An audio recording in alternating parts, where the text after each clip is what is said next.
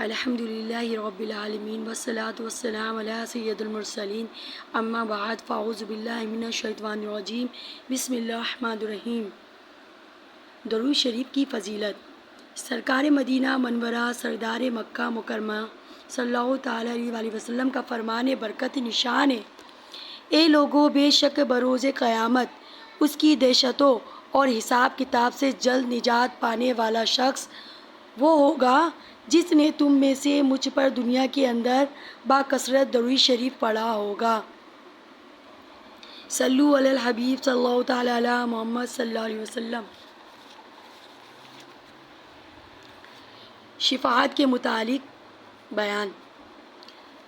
شفاعت حق ہے، یعنی انبیاء مرسلین، اولیاء مقربین اور علماء ملائکہ جن کی عزت و منزلت درگاہ رب العزت میں ہے اور ان کی بات بارگاہ الہی میں سنی جاتی ہے، یہ گناہ گاروں کے گناہوں کی شفاعت و بخششیں پروردگار عالم کی بارگاہ میں کریں گے، اور یہ حق ہے۔ سب سے مقدم وہ ہستی ہے جو شفاعت کا دروازہ کھولے، وہ ذات اقدس حضور سید عالم محمد رسول اللہ صلی اللہ تعالیٰ علیہ وسلم کی ہوگی کہ بروز قیامت ظاہر ہوگی کہ آپ کی قدر و منزلت بارگاہ الہی میں کتنی ہے۔ وہ دین آپ ہی کا ہوگا، وہ دین آپ ہی کا دین ہے اور عزت و منزلت آپ ہی کی ہے۔ اے خدا، حضور صلی اللہ علیہ وسلم کے منزلت کے صدقے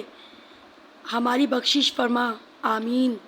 ساری مخلوق جب کہ حشر میں شدت ہول سے حیران و پریشان کھڑی ہوگی،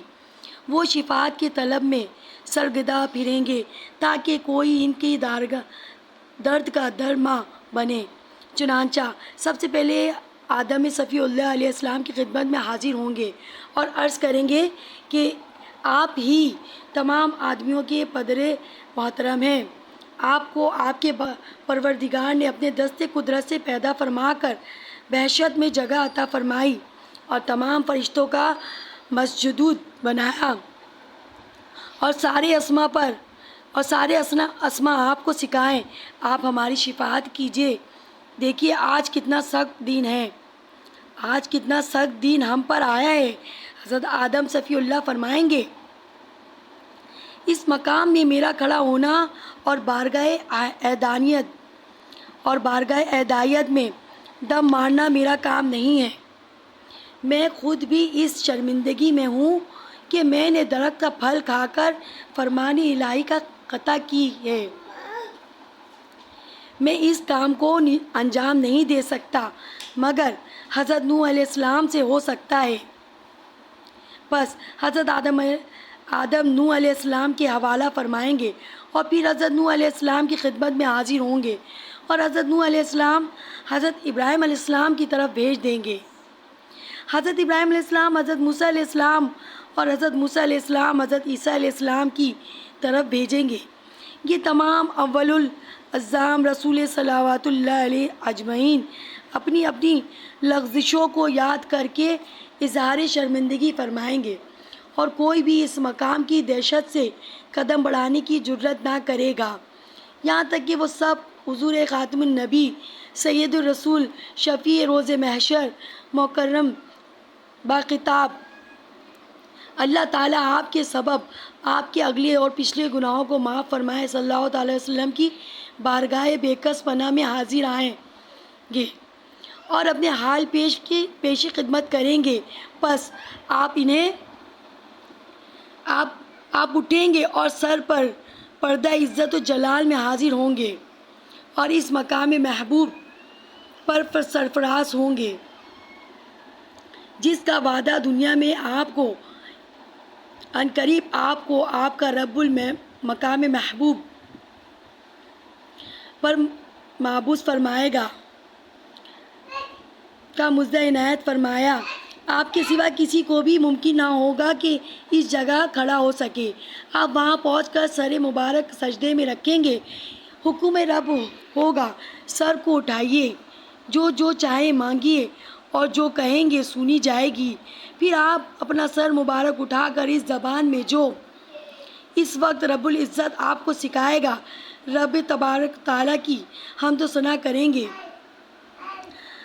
آپ گناہ گاروں کے ایک طبقہ کو بخشوا کر پھر سجدہ کریں گے، اس کے بعد دوسرے طبقے کی شفاعت کریں گے، پھر تیسرے سجدے سے سر مبارک اٹھا کر تمام گناہ گاروں کی بخشش کروائیں گے۔ چنانچہ کوئی گناہ گار شخص باقی نہ رہے گا بجز اس کے جسے دائمی جہنم میں رہنے کا حکم ہو گیا ہوگا، یعنی کفار و منکرین۔ یہ حدیث مبارکہ کا مضمون ہے جو صحیح بخاری اور مسلم میں مذکور ہے، اور اس جگہ ظاہر ہوگا کہ تمام گناہ گاروں کی آپ ہی کی شفاعت کریں گے اور کسی دوسرے کی شفاعت کی حاجت نہ رہے گی، مگر یہ کہ آپ یہ فرما دیں کہ یہ ان امتوں کے ساتھ مخصوص ہے یا ان کی شفاعت بارگاہ الہی میں فلاں شخص کے ذمہ ہے، واللہ عالم۔ ایک اور حدیث میں مذکور ہے کہ حضور اکرم صلی اللہ علیہ وسلم کی شفاعت کے بعد کوئی باقی نہ رہے گا، مکروہ لوگ جن کے پاس بجز لا الہ الا اللہ کی کوئی ذرہ بھر نیکی نہ ہوگی اور وہ سراسر معصیت و گناہ میں مبتلا ہوں گے، پس آپ ان کی شفاعت کے لیے جائیں گے۔ بارگاہ